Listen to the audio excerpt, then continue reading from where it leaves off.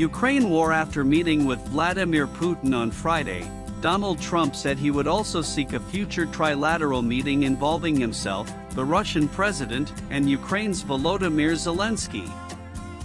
U.S. President Donald Trump on Wednesday local time warned Russia of very severe consequences if Vladimir Putin does not agree to stop the war in Ukraine during the summit between the two leaders on August 15 in Alaska.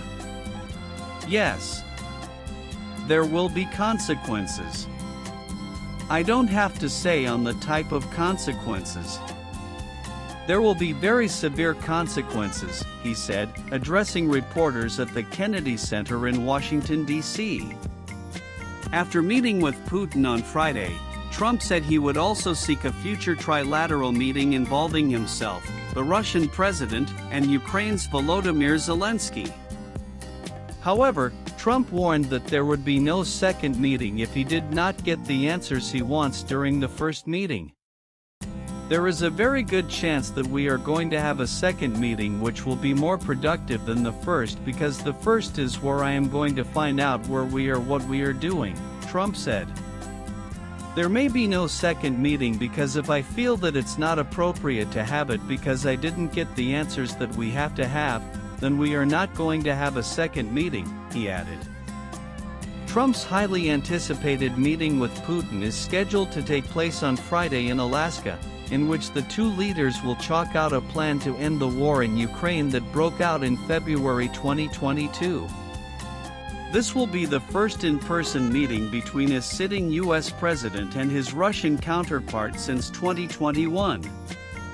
Previously, the White House had stated that it was Putin who reached out to Trump for a meeting to bring an end to the Ukraine war. Ahead of his meeting with Putin, Trump virtually spoke with European leaders on Wednesday.